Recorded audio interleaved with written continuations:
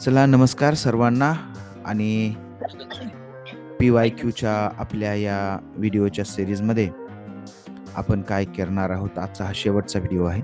यानंतर आपण व्हिडिओ करणार नाही, यापुढे आपण फक्त PYQ सॉल्व्ह करायचे आहे. PYQ सॉल्व्ह करण्याच्या अगोदर एका गोष्टीची काळजी आपल्याला घ्यायची आहे, ती म्हणजे आपण जो आपला अभ्यास करत आहोत, हा अभ्यासाचा जो बेस आहे, हा बेस अगोदर पूर्ण करून घ्यायचा. बेस म्हणजे काय, तर सगळ्यात महत्त्वाची गोष्ट म्हणजे आपण जे व्हिडिओ केलेले आहेत CDPच्या चाइल्ड डेव्हलपमेंट अँड पेडागॉजी, ते पूर्ण व्हिडिओ बघून घ्यावे. शक्य असेल तर त्याचं काही लिटरेचर असेल ते वाचून घ्यावं, पण किमान व्हिडिओ तरी बघून घेणं आवश्यक आहे. आणि जे NCERTची पुस्तकं आहेत, ते पुस्तकं आपण नजरेखालून घालणंही आवश्यक आहे. किमान एक स्किमिंग जे आहे याला म्हणतात. आज प्रश्न आहे स्किमिंगवर. स्किमिंग आणि स्कॅनिंग ह्या रिडिंगच्या 2 पद्धती आहेत, वाचनाच्या 2 प्रकार आहेत. तर स्कॅनिंग जरी शक्य नसलं, किमान स्किमिंग तरी आपण करून घ्यावं, जेणेकरून आपल्या परीक्षेमध्ये जे प्रश्नांचे उत्तराचे निर्णय आपण घेणार आहोत त्याला एक थिओरिटिकल बेस असेल. अंदाजपंची गोळ्या मारण्यामध्ये कुठलीही परीक्षा आपल्याला यशस्वी होऊ शकत नाही. आणि म्हणून आपण काय केलं पाहिजे, तर प्रॉपरली थोरोली अभ्यास करणं जरी शक्य नसेल, किमान आपण स्कॅमिंग तरी सर्व बुक्सचं, NCERTच्या बुक्सचं करायचं आहे. पेपरवाल्याने 1 ते 5, विशेषतः 4थी 5वी बस, एवढे जरी पुस्तकं पाहिले तरी बस. आणि मात्र 6 ते 8ला मात्र थोडा डिटेलमध्ये अभ्यास करणं आवश्यक आहे. 6, 7, 8चे पुस्तकं आपण बघणं आवश्यक आहे. तर पेपर 1 आणि पेपर 2 साठीचा कंपल्सरी जवळपास सर्वांनी निवडलेला विषय आहे, तो म्हणजे भाषा मराठी. मराठीचे 2 पेपर असतात. एक पेपर 1 त्याची डिफिकल्टी लेवल थोडी जास्त असते. आपण सर्वांनी पेपर 1 निवडलेला आहे आणि जवळपास सर्वांनी पेपर 2 हा हिंदी निवडलेला आहे. त्यामुळे आपण इंग्रजीचा त्याच्यामुळेच व्हिडिओ केलेला नाही. तर चला आपण पेपर 1 आणि पेपर 2 दोन्ही पेपर आपण सोडवणार आहोत. तर हा जो पहिला पेपर आहे, या पेपरचा पहिला प्रश्न आहे तो म्हणजे उतारा असतो. बघा, परीक्षार्थींनी भाषा 1चा पर्याय मराठी हा निवडला असेल तरच त्यांनी भाग 4 मधील प्रश्न क्रमांक 91 ते 120 उत्तर द्यावी. बऱ्याच लोकांनी काय केलंय, भाषा 1 ही हिंदी निवडली आहे, तर त्यांनी हा मराठीचा पेपर सोडवायचा आहे का? नाही. तर त्यांनी दुसरा जो मराठीचा पेपर आहे त्याला भाषा 2 म्हणतात, तो पेपर सोडवायचा आहे. ज्यांनी भाषा 1 मराठी निवडलाय त्यांनीच सोडवायचा आहे. त्यामुळे परीक्षेमध्ये प्रश्नांची उत्तरं देताना किंवा सोडवताना ही गोष्ट लक्षात ठेवा, भाषा 1 हा आपण सोडवायचा आहे. ज्याने कोणी भाषा 1 हे ऑप्शनमध्ये दिलेलं आहे. ज्यांनी भाषा 2ला मराठी दिलं असेल त्यांनी ते दुसरा पेपर जो आपण आज याच्यानंतर घेणार आहोत तो घ्यायचा आहे. पण बहुतांश जणांनी भाषा 1 मराठी निवडलेला आहे, त्यामुळे हा पेपर सोडवायचा आहे. नाहीतर मला येते म्हणून दोन्ही बी मराठीचेच सोडवत बसाल तर तुम्हाला त्याच्यामध्ये काही फायदा होणार नाही, नुकसानच होईल. तर आपापला मराठीचा पेपर पाहूया. पहिली सूचना अशी आहे, पुढील उतारा वाचा आणि प्रश्न क्रमांक 91 ते 99 साठी योग्य पर्यायाची निवड करा. बघा उतारा किती मोठा आहे. CTET सोपी म्हणते, एवढी पण सोपी नाही की आपण काही न करता होईल. सुरुवातीला आपण काय करू, हा उतारा वाचू. उतारा शांतपणे वाचायचा. उतारा शांतपणे वाचला तर आपल्याला पुन्हा पुन्हा उतारा बघण्याची गरज पडणार नाही. उतारा जर गडबडीत वाचला तर मग अरे हे कुठं, अरे ते कुठं, याचं कुठं त्याचं कुठं, अशी आपली अवस्था होऊ शकते. तर हा उतारा असा आहे, मुलांसाठी माफ करा, पालकत्व ही आपण आपल्या मुलांच्या सोबतीनं सुरू केलेली एक आनंद यात्रा आहे. पालकत्व हे स्वतःसाठी की आपल्या मुलांसाठी, या प्रश्नाचं उत्तर आपल्याला मिळालं की पालकत्वाचा हा प्रवास हा सरळ, सुंदर आणि सोपा होऊन जातो. पालकत्व ही एक जबाबदारी आहे. पालकत्व ही एक जोखीम आहे. पालकत्व म्हणजे शिस्तशीर आयुष्याचा आदर्श नमुना आहे. पालकत्व म्हणजे संस्कार आहेत. पालकत्व म्हणजे त्याग आहे. पालकत्व हे एक ओझं आहे. असे पालकत्वाचे अनेक विभिन्न दृष्टिकोन घेऊन पालक मुलांसोबत राहत असतात. पालकागणिक पालकत्वाचा दृष्टिकोन बदलत असतो. पालकांचं लहानपण कसं गेलं, पालकांच्या पालकांनी त्यांचं संगोपन कसं केलं, यावरही अनेकदा पालकत्व निश्चित होत असतं. तुमच्या पालकांनी केलेले संस्कार, तुमचं वाचन, तुमचं शिक्षण, तुमची पूर्ण झालेली आणि अपूर्ण राहिलेली स्वप्ने, तुमची कौटुंबिक पार्श्वभूमी, तुमची संगत, तुमच्या महत्वाकांक्षा, तुमच्यावरचे संस्कार, तुमची बालपणीच्या सर्व घटकांकडून झालेली जडणघडण, तुमचा मूळचा पिंड, तुमच्यातल्या जाणीवा, तुमच्यातील संवेदनशीलता, तुमचे विचार, तुमच्या भावना, तुमचं व्यक्त होणं, तुमच्यातील समज, तुमचा स्वतःचा व्यक्तिमत्व विकास, तुमचा जगाकडे बघण्याचा दृष्टिकोन, तुमची आदर्शाची कल्पना, यावर तुमचं पालकत्व कमी अधिक प्रमाणात ठरत असतं. खूपदा आपल्या बालपणी घडलेले दुःखद आणि यातनादायी प्रसंग पालक विसरू शकत नाहीत. त्या प्रसंगांचं लोढणं ते आयुष्यभर वाहतात आणि त्याचा परिणाम मग साहजिकच त्यांच्या स्वतःच्या पालकत्वावरती होतो आणि फटका मात्र मुलांना बसतो. म्हणून पालकत्वामध्ये आपण दुःखद आणि अप्रिय गोष्टी किती लवकर विसरतो, इतरांना आणि स्वतःला माफ करण्याचं औदार्य आपल्यात आहे का, यावर हे पालकत्व अवलंबून असतं. आयुष्य म्हणजे सुखदुःखाची, प्रेम आणि द्वेष याची, चांगल्या आणि वाईट यांची नेहमीच सरमिसळ असते. परंतु यात कशाची निवड करायची हे ठरवण्यासाठी प्रत्येकाकडे निरक्षीर विवेक हा लागतोच. पालकांना तर तो विशेष करून बाळगावा लागतो. कारण ही सरमिसळ तुम्ही तुमच्या आयुष्याच्या मूल्यांमध्ये, विचारांमध्ये आणि भावनांमध्ये जशीच्या तशी आणली तर त्याचे दुष्परिणाम हे पालकत्वावरती होतातच होतात. पालकत्व हा सर्वात महत्वाचा विषय आहे. त्यावर आपलं स्वतःच नशीब आणि स्वतःच्या कुटुंबाचं जीवनमान ठरत असतं. जीवनमूल्य आकार घेत असतात. परंतु अशा महत्वाच्या विषयाचा अभ्यास करण्यासाठी कोणतंही व्यासपीठ उपलब्ध नाही, ही खेदाची गोष्ट आहे. पालकत्वाचा अभ्यासक्रम नाही, पालकत्वाचा कुठलाही कोर्स नाही, शाळा नाही, कॉलेज नाही. एखादी व्यक्ती आई किंवा वडील झाली की नैसर्गिकरित्या पालकही झाली असं आपण समजतो. पालकत्वाला सर्टिफिकेटही नाही. त्यामुळे खूपदा ज्याला जसं पाहिजे तसं त्याचं पालकत्व हे आकार घेत राहतं. म्हणूनच पालकत्व हे घरागणिक बदलतं. खूपशा गोष्टी या घरागणिक बदलत राहिल्या तरी पालकत्वाचा मूलभूत गाभा आणि पाया हा बदलू शकत नाही. या दोन्ही गोष्टी बदलता कामा नयेत याची खबरदारी पालकांनी घ्यायला हवी. बघा किती मोठा आणि एक विषय धरून जरी असला तरी अतिशय सखोल चिंतन असलेला हा पॅरेग्राफ आहे. आता प्रश्न बघूया. पालकत्वाला प्रभावित करणाऱ्या घटकांपैकी लेखकाने न सांगितलेला घटक कोणता? तुमचे विचार, तुमच्या भावना. बघा पालक म्हणजे काय इथं दिलेलं आहे. कशाच्या कौटुंबिक अपूर्ण राहिलेली स्वप्न. बघा तुमचं वाचन, शिक्षण, तुमची स्वप्न, जडणघडण, पिंड ह्या सगळ्या तुमच्या भावना, बरोबर? ह्या सगळ्याकडे बघण्याचा दृष्टिकोन, आदर्शाची कल्पना, हे सगळं जे आहे हे हे सगळं जे काय आहे हे पालकत्वामध्ये येतं. मग हे सगळं आहे बघा. तुमच्या विचार भावना आहे त्याच्यामध्ये, तुमच्यातल्या जाणीवा आहे, बरोबर आहे? तुमच्यातील संवेदनशीलता आहे. हां, हे सगळं याच्यामध्ये काय कशाचा उल्लेख केले नाही? तुमच्या आर्थिक सुबत्तेचा मात्र इथं कुठेही उल्लेख केलेला नाही. बघा, जडणघडण, पिंड, व्यक्तिमत्व विकास, पालकत्व हे सगळं आपण याच्यावरून लक्षात येतं. दुसरा प्रश्न बघूया. लेखकाच्या मते कोणत्या गोष्टीचा उलगडा झाला, की पालकत्वाचा प्रवास सुगम सुंदर होतो? कोणत्या गोष्टीचा उलगडा व्हायला पाहिजे? तो मूळचा पिंड की जाणीवा? पिंड आणि जाणीवा हे नाही. गाभा आणि पाय हे पण नाही. महत्वाकांक्षा की संस्कार हेही नाही. पालकत्व स्वतःसाठी की मुलांसाठी? बघा याच्यामध्ये सांगितलं की तुमचं पालकत्व कशावरून ठरतं? तर तुमच्या पालकांनी तुम्हाला कसं वागवलेलं आहे, तुमची कशी जडणघडण केलेली आहे. हे सगळं जेव्हा आपण विचार करतो तेव्हा आपल्या लक्षात येतं की अरे ह्याच्यामध्ये काय आहे, आपले आई-वडील ते जसे शिकलेले आहेत, त्यांची जडणघडण जशी झालेली आहे, तशाच पद्धतीने विचार करतात. त्यामुळे पालकत्व स्वतःसाठी की मुलासाठी हे आपल्याला याच्यावरून लक्षात आणि हे अर्थावरून येतं. पालकत्व स्वतःसाठी की मुलासाठी याचा डायरेक्ट या ठिकाणी त्याचा उल्लेख नाही, परंतु अर्थाद्वारे आपल्या लक्षात येतं की पालकत्व स्वतःसाठी की मुलासाठी. खालीलपैकी भाववाचक नाम कोणते? ज्याच्यातून भावना येतात. विकास हे नाम आहे, परंतु भाववाचक नाही. आनंद हे सुद्धा कसं आहे? नाम आहे. बरोबर? हे सुद्धा काय आहे? नाम आहे, परंतु भाववाचक नाम आहे का? नाही. आनंद हे विशेषण पण आपण म्हणून वापरू शकतो, परंतु हे काय आहे? नाम, भाववाचक नाम नव्हे. शाळा तर हे सामान्य नाम आहे. मग भाववाचक नाम कोणचं आहे? पालकत्व हे काय आहे? भाववाचक.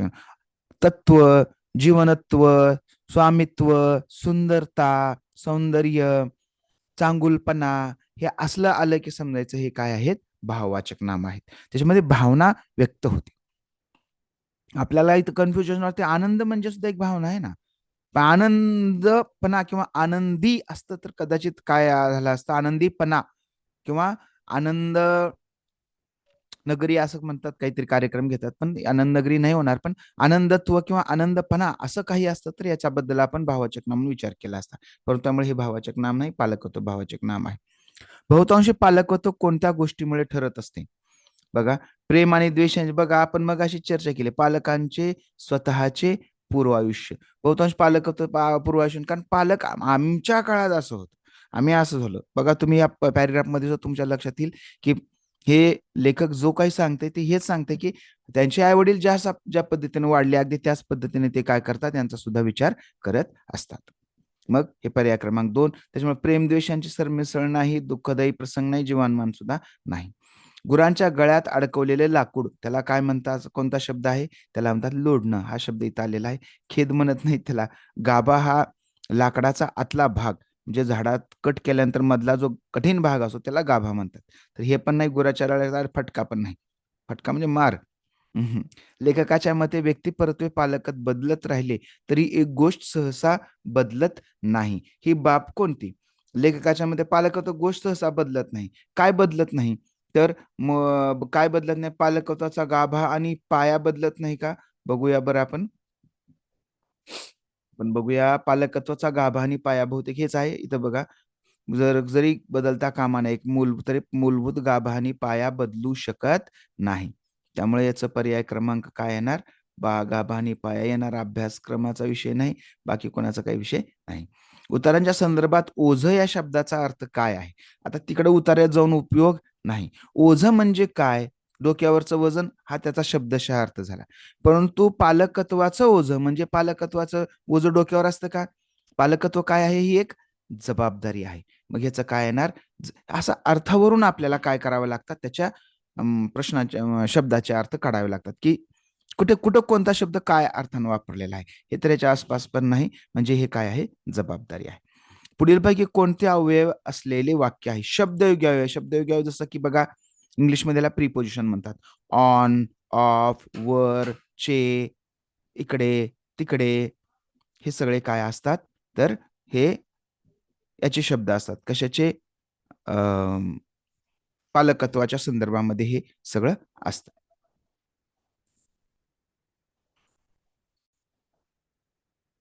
हं. तर ऑन, ऑफ, वर, खाली, इकडे, तिकडे अशा पद्धतीचे काय असतात हे शब्दयोगी अव्यय असतात. मग आता पाहूया इतरांना आणि स्वतःला. आता ही शब्दयोगी आपल्याला असं वाटतं की 2 शब्द ह्याने जोडलेत, परंतु हे कसं आहे उभयन्वय अव्यय आहे. याच्यामध्ये अप्रिय गोष्टी लवकर विसरतो नाहीच आहे. सोडून केली आनंद यात्रा पण नाही. ह्यांनी हा विभक्ती प्रत्यय आहे.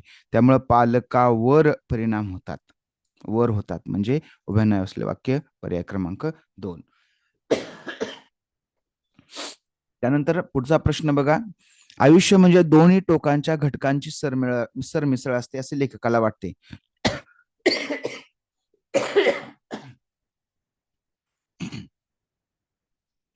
आयुष्य म्हणजे दोन टोकाच्या घटकाची सरमिसळ असते असे लेखकाला वाटते.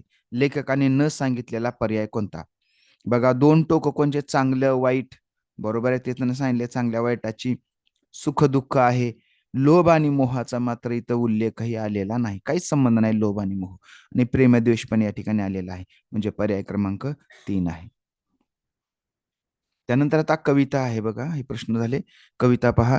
सरीवर सरी आल्या ग, सचैल गोपी न्हाल्या ग.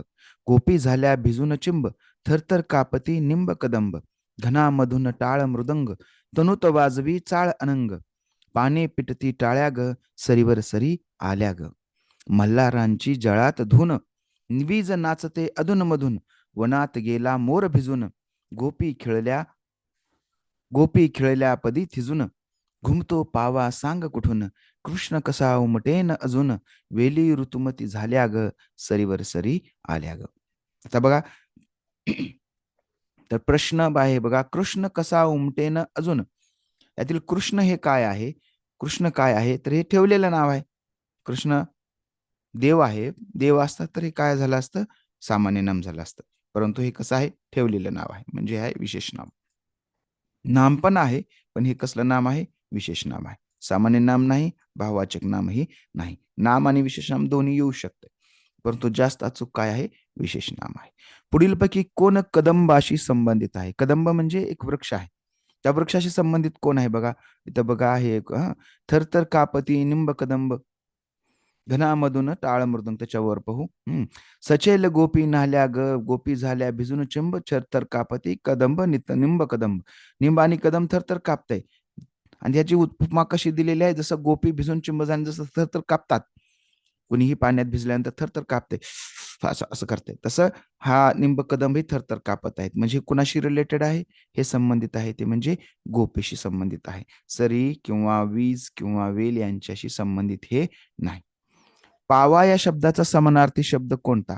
पावा म्हणजे बासरी, लय म्हणजे ह्याला टोन म्हणतात, हे नाही. धून ही एक चाल असते. नाद हा सुद्धा एक विशिष्ट आवाज असतो. तर याच्याशी पावाशी संबंधित शब्द आहे तो म्हणजे कोणता आहे? बासरी हा शब्द आहे. त्यानंतर पाने पिटती टाळ्या ग यातून कोणता भाव प्रकट होतो? पाने टाळ्या पिटतात म्हणजे आनंदाने टाळ्या कधी वाजवल्या जातात? तृप्ती झाल्यानंतर, सफल झाल्यानंतर माणूस समाधानी होते. समाधान झाल्यानंतर, आनंद झाल्यानंतर, का सुख मिळाल्यानंतर. टाळ्या, एखादी टीम मॅच जिंकली की आपल्याला आनंद होतो आणि मग आपण टाळ्या वाजतो. समाधानानं टाळ्या वाजवत नाही, समाधानानं आपण शांत राहतो. बरोबर आहे. म्हणजे हे काय आहे? आनंद याचं उत्तर आहे. या कवितेत कशाचे वर्णन केलेलं आहे? साहजिकच या कवितेमध्ये कशाचं वर्णन केलेलं आहे? पावसाचं वर्णन केलेलं आहे.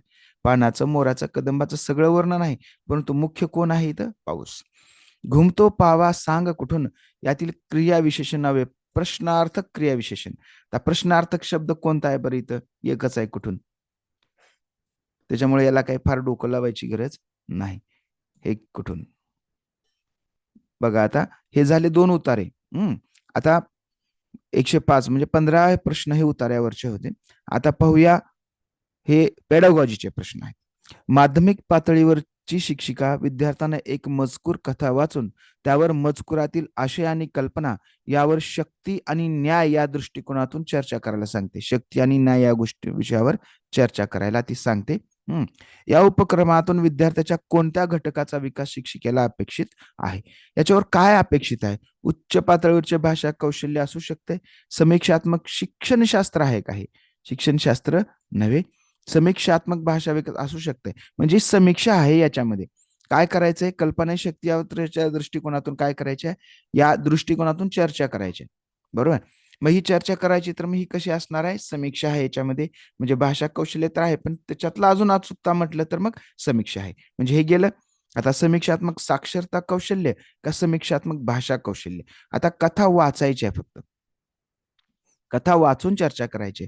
म्हणजेच काय असणार आहे, त्याला कथा किती समजली, तो कसा विचार करतो, या संदर्भामध्ये ते कसं आहे असणार आहे. म्हणजेच काय आहे, ही समीक्षात्मक साक्षरता कौशल्य या ठिकाणी आहे.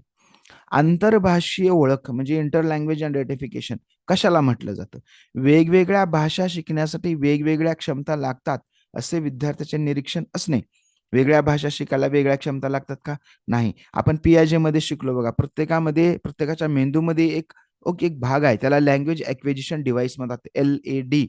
आठवत असेल, आपल्या पीआयजेच्या व्हिडिओमध्ये आपण चर्चा केली. एल-ए-डी आहे. आणि ही जी एल-ए-डी आहे, हे युनिव्हर्सल आहे. जगातल्या कुठल्याही व्यक्तीकडे जा तुम्ही, त्याच्याकडे ही एल-ई-डी आहे आणि या एल-ई-डीचा वापर करूनच भाषा शिकतात. आणि लहानपणी बालवयामध्ये एल-ई-डी जास्त इफेक्टिव्ह काम करते. म्हणून मुलं एकापेक्षा जास्त भाषा पटापट शिकतात. तर ही एल-ई-डी आहे. म्हणजे वेगळ्या क्षमता लागतात असं नाही. श्रवण, भाषण, वाचन सगळ्यांना तेच लागतंय. विद्यार्थ्यांना मूळ भाषा आणि लक्ष्य भाषा यात बरेच साम्य असल्याची जाणीव होणे. म्हणजे आता समजा मी मराठी शिकतोय. मराठी शिकता शिकता मी काय करणार आहे, आता इंग्रजी शिकणार आहे. इंग्रजी आणि मराठीमध्ये काय समानता आहे, हे साम्य असण्याची जाणीव म्हणजेच काय झाली? आंतरभाषीय ओळख झाली. आता पुढे बघू तिसरं, विद्यार्थ्याला मूळ भाषा आणि लक्ष्य भाषात साम्य नसल्याची जाणीव होणे नेमक्याच्या उलट आहे. मूळ भाषेचे ज्ञान दुसरी भाषा शिक्षणात अडथळा अजिबात नाही. एन-ई-पी तर सांगते की जी मूळ भाषा आहे, मातृभाषा आहे, हिचा शिडीसारखा वापर करायचा. कशासाठी? नवीन भाषा शिकण्यासाठी. याचं उत्तर येईल पर्याय क्रमांक 2. एक भाषा शिक्षिका इंग्रजीतून कथा सांगते आणि विद्यार्थ्यांना ती कथा त्यांच्या भाषेत आणि वर्गाच्या भाषेत सांगायला लावते. या शैक्षणिक उपक्रमाला काय म्हणता येईल? बहुभाषिक धोरण नाही म्हणता येणार आणि बहुभाषा शिक्षण पण म्हणता येणार नाही. का 2 भाषा शिक्षण नव्हे. भाषा संपादन किंवा प्रतिभाषिकता. आता भाषा संपादन म्हणजे काय? तर भाषा संपादन ज्याला असं म्हणतात, की आपण कुठलंही अ, जे काही जे काही औपचारिक शिक्षण त्या भाषेचं घेत नाही. उदाहरणार्थ, आपण कर्नाटकमध्ये गेलो, बेंगलोरला महिनाभर राहिलो, तर आसपासची भाषा ती ऐकून हळू आपण ती कन्नड शिकतो. याला म्हणायचं भाषा संपादन. पण ऑथेंटिक वेनं आधी इंग्रजी सांगायचं आणि अगदी औपचारिक पद्धतीनं भाषा शिकण्याचा, दुसरी भाषा शिकण्याचा प्रयत्न करायचा, त्याला म्हणतात ट्रान्स लँग्वेजिंग. म्हणजेच प्रतिभाषिकता असं याला म्हणतात. प्रतिभाषिकता म्हणजेच हे आपल्या मूळ भाषेचा वापर करून, मूळ भाषेचा शिडीसारखा वापर करून, ही भाषा शिकण्यासाठी शिडीसारखं वापरायचं, स्कॅफोल्डिंग सारखं वापरायचं आणि दुसरी भाषा शिकायची.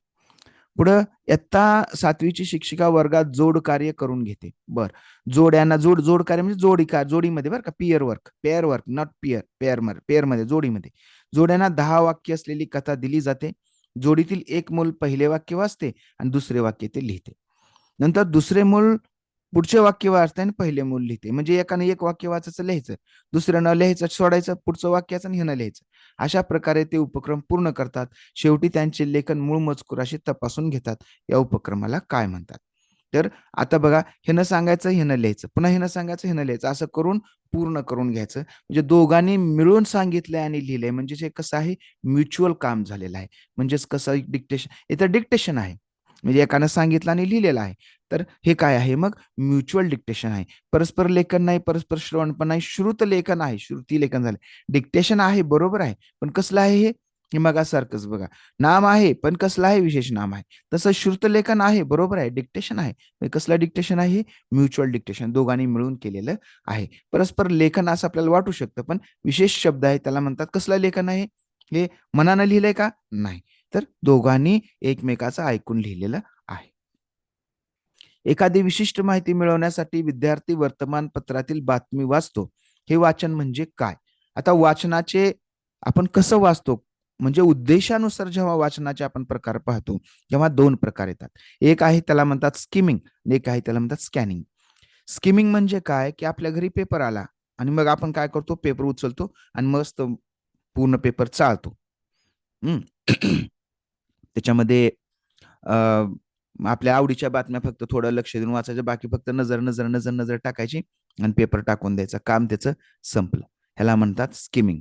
आणि दुसरं आहे ते म्हणजे स्कॅनिंग. स्कॅनिंग म्हणजे आपल्याला जर समजा एखाद्या सांगितलं की आता ह्या बातमीवर आधारित काही प्रश्न येणार आहेत, तर आपण ते पूर्ण बातमी बारकाईनं शब्द ना शब्द अगदी सिरियसली लक्षपूर्वक वाचतो, त्याला म्हणतात स्कॅनिंग. मग हे आहे स्कॅनिंग, हे स्किमिंग नव्हे. आपण पेपर दररोज वाचतो, तो आहे स्किमिंग. आणि मग काल काय पेपर लिहिलं होतं उद्या विचारलं तर बऱ्याच जणांना आठवत नाही, किंबहुना 99% लोकांना ते आठवतच नाही. कारण ते कसं केलेलं आहे, ते स्किमिंग मध्ये केलेलं आहे, स्कॅनिंग केलेलं नाही. समीक्षात्मक वाचन हे एखादा उतारा किंवा एखादं पुस्तक वाचून त्याच्यावर आपण काही रिस्पॉन्स देतो किंवा त्याच्यावर लिहितो किंवा त्याच्यावर काही आपण व्यक्त होतो, त्याला समीक्षात्मक वाचन. त्याच्यात चांगल्या वाईट, बऱ्या वाईट गोष्टीचा आपण उहापोह करतो, ह्याला समीक्षात्मक वाचन म्हणतात. आणि अभ्यास कौशल्य पण आहे, अभ्यास पण हे वाचन आहे, हे कसलं आहे, विशिष्ट माहिती मिळवण्यासाठी वाचणं, म्हणजेच त्याला स्कॅनिंग म्हणतात. आपण झेरॉक्स करतो का नाही, स्कॅनर म्हणतात, ते स्कॅनर एक अक्षर तरी इकडे तिकडे होऊ देते का, नाही, क्लिअर कट डिट्टो काढते. तसं हे स्कॅनिंग असते, त्याच्यामध्ये जे सांगितलं ते बरोबर काढणे, याला म्हणायचं स्कॅनिंग. आणि स्किमिंग म्हणजे उगं बघायचं, हा हा, छान छान, चांगलं आहे, कसं चाललंय म्हटलं की लोक म्हणतात वा छान चाललंय, बरं चाललंय, म्हणजे हे कसं आहे, हे स्किमिंग आहे.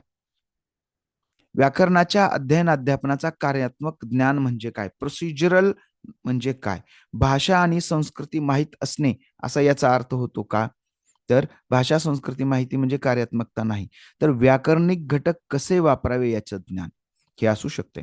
तरी पण पुढचं बघू आपण. व्याकरणिक घटकाबद्दल माहिती असणे, ओके, म्हणजे हे दोन्ही जवळ जवळ आहेत, सोयरे आहेत. व्याकरणिक घटकांचे नियम माहीत असणे, हे तिन्ही जवळपास सारखे वाटतात आपल्याला. नियम माहीत असणे म्हणजे प्रोसिजर आहे का, तर असं नव्हे. तर हे कसं आहे, हे म्हणजे व्याकरणिक घटक कसे वापरायचे, हे वापरण्यासाठी तुम्हाला नियम पण माहीत असलं पाहिजे, बरोबर आहे. त्याच्यानंतर नियमही माहीत असणं पाहिजे आणि घटकांबद्दल पण माहिती असणे पाहिजे.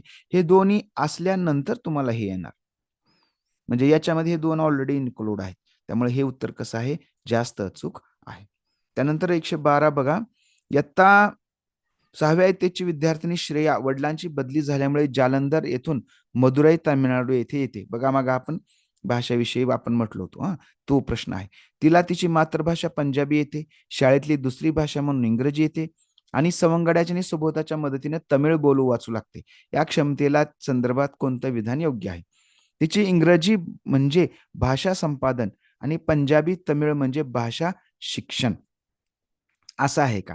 आता बघा, भाषा संपादन आणि भाषा शिक्षण याच्यात काय फरक आहे? तर भाषा संपादन म्हणजे हे आपण प्रवास परिसरामध्ये जाऊन त्यांच्या आसपास राहून हे शिकणं म्हणजे भाषा संपादन करणं. आणि अगदी व्यवस्थित पद्धतीनं, शास्त्रशुद्ध पद्धतीनं समजून घेऊन एका प्रोसिजरनं भाषा शिकणं म्हणजे त्याला भाषा शिक्षण म्हणतात. म्हणजे तिनं पंजाबी वातावरणात शिकली, तमिळ पण आसपासच्याच वातावरणात शिकली, म्हणजे तिचं काय आहे, हे भाषा संपादन आहे. आणि इंग्रजी काय आहे, भाषा शिक्षण आहे. हे कसं बाय प्रोसिजर शाळेमध्ये ती इंग्रजी माध्यम शाळेत आहे ना, मग त्याच्यामुळे तिला इंग्रजी त्या पद्धतीने शिकवलं गेलेलं आहे. म्हणजे इंग्रजी काय आहे, भाषा शिक्षण आहे. शाळेत इंग्रजी भाषा आहे, मग दुसरी भाषा म्हणून इंग्रजी आहे. ती प्रोसिजरली भाषा शिकली म्हणजे भाषा शिक्षण आहे. आणि तमिळ आणि पंजाबी ही कसं आपलं वातावरण ऐकून इकडून तिकडून त्याला म्हणतात भाषा संपादन. म्हणजे पर्याय क्रमांक 2 असणार आहे. तमिळ म्हणजे भाषा संपादन, बरोबर आहे. पण इंग्रजी आणि पंजाबी भाषा शिक्षण आहे. पंजाबी सुद्धा भाषा संपादनच आहे. तीनही भाषा म्हणजे भाषा शिक्षण असं नव्हे. त्यानंतर कोझिकोड परिसरात विशिष्ट समुदायात बोलली जाणारी मल्याळम भाषा ही त्या परिसरातील दुसऱ्या भागात बोलल्या जाणाऱ्या मल्याळम भाषेपेक्षा किंचित वेगळी आहे. बरोबर आहे. विशिष्ट समुदायाकडून बोलली जाणारी मल्याळम भाषा म्हणजे काय? आता बघा मराठीच्या सुद्धा अनेक उपभाषा आहेत. जसं की आता विदर्भामध्ये वऱ्हाडी म्हणतात किंवा खानदेशी म्हणतात. त्याच्यानंतर मराठवाड्याच्या भाषेला मराठवाडी म्हणतात, खडीबोली म्हणतात. आणि त्या परिसरात इव्हन मराठवाड्यामध्ये लातूर जिल्ह्यामध्ये बोलली जाणारी मराठी आणि बीड जिल्ह्यामध्ये बोलली जाणारी मराठी ह्या भाषांमध्ये फरक असतो बोलण्यामध्ये. पण भाषेचा मूळ ढाचा जो असतो तो सेम असतो. मग आता मल्याळमचा अर्थ काय होतो? मल्याळमचे 2 प्रकार आहेत का? नाही. बरोबर आहे. मल्याळम दोन्ही भाषा स्वतंत्र नाही. दोन्ही भाषा स्वतंत्र नाहीत. म्हणजे हे तर अजिबातच असणार नाही. मग आता 3 आणि 4 पैकी बघू मल्याळमची प्रादेशिक बोली आपल्याला असं वाटू शकतं, की त्या भागातली आहे. पण आता एका भागामध्येच फक्त आहे काय त्याला का बॉर्डर लाईन्स आहेत का कुठल्या? कुठल्या बॉर्डर लाईन्स आहेत का? नाही ना. मग कसं आहे ही सामाजिक बोली आहे. विशिष्ट समाज काय म्हणते दुसऱ्या भागात बोलली जाणाऱ्या विशिष्ट समुदायाची भाषा आहे. हा जर समुदाय शब्द नसता तरी प्रादेशिक बोली असते. पण विशिष्ट समुदायात बोलली जाणारी भाषा आणि मल्याळमची म्हणून ह्याला काय म्हणतात मल्याळमची सामाजिक बोली आहे. नाहीतर मल्याळमची प्रादेशिक बोली असं आपण याला म्हणू शकलो असतो. इंग्लिशमध्ये याला म्हणतात डायलेक्ट, डायलेक्ट ऑफ लँग्वेज. त्रिभाषा धोरणाच्या संदर्भात पुढीलपैकी कोणते विधान योग्य आहे? बघा, मातृभाषा, घरची भाषा, इंग्रजी ही प्रथम भाषा असणे, इंग्रजी प्रथम भाषा असणे योग्य नाही. त्रिभाषा सूत्रामध्ये कोणती भाषा तुमची प्रथम भाषा असणार? तर तुम्ही जी मातृभाषा आहे, घरची भाषा किंवा तुमची प्रादेशिक भाषा. कर्नाटक गव्हर्नमेंटने डिक्लेअरच करून टाकले. सगळ्यांची मातृभाषा कन्नड. त्यामुळे सगळ्यांची फर्स्ट लँग्वेज काय असणार आहे तिथे? कन्नड असणार आहे. त्याच्यामुळं हे इथं असणार आहे. का बघा इंग्रजी पहिली भाषा असणारच नाही. आणि हिंदी सुद्धा पहिली भाषा असणार नाही. बरोबर. पुढे बघा 115 विविध गटांना पुढील नियतकार्य देण्यात आलेले आहे. बरं. या शब्दसंग्रह पाठांतर उपक्रमाला काय म्हणता येईल? पुढील कथनातील शब्दकथन सहसंबंध स्पष्ट करणारा घटक ओळखा. आता हे एका एका कुटुंबाला एका गटाला कुटुंब दिलंय, कुणाला नातेसंबंध दिले, कुणाला भावना दिल्या. त्याच्यावर त्यांनी काम करायचं आहे. आता हे शब्दाच्या संदर्भामध्ये काय आहे? ह्याला म्हणतात टार्गेट व्होकॅब्युलरी. टार्गेट व्होकॅब्युलरी म्हणजेच विशिष्ट जो काही परिसर आहे किंवा जो भाग आहे, विशिष्ट थीम देऊन त्या थीमवर काय केलं जातं त्याला शब्दांचा संग्रह त्याचा कसा वाढला जाईल याची काय केली जाते काळजी घेतली त्याच्याप्रमाणे नियोजन केलं जातं.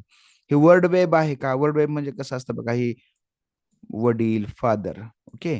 पुन्हा त्याचे 2 मुलं, मदर, म्हणजे त्याचे 2 मुलं, अशी एक शब्दाची जाळी अशी वेगवेगळ्या असं वाढत, वाढत, वाढत, वाढत एक बनतं. त्याला वर्ड वेब म्हणतात. किंवा ह्या चमच्या आहे. चमच्याच्या बनवून चमचा खाणे, चमचा स्वयंपाक करणे, चमच्यासाठी कटोकट वापर करतो असं लिहिणं ह्याला काय म्हणतात? वर्ड वेब म्हणतात. त्या तर वर्ड जोडी आहे का? जोडी आहे का इथं? नाही. तर हे काय आहे?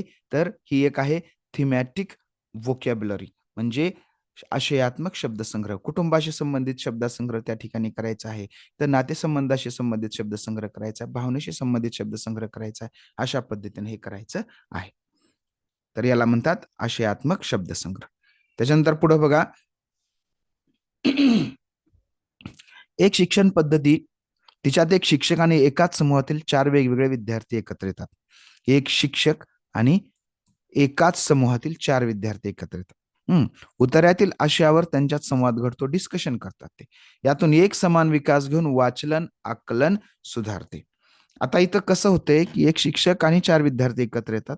एकत्र येऊन एक कंटेंट वाचला जातो त्यांच्याकडून. त्याच्यावर काय करतात मग ते त्याच्यावर चर्चा करतात. मग आदर्श वाचन आहे का? वाचन कसं केलंय? वेगवेगळे उतार्यावर संवाद घडते. वाचन कसं केलंय? ज्याचे त्यानं वाचलेलं आहे. त्यामुळे हे आदर्श वाचन आहे का? नाही. इथं व्याकरणाचा काही संबंध आहे का? नाही. आता 2 गोष्टी आहेत या ठिकाणी. अन्योन्य अध्यापन.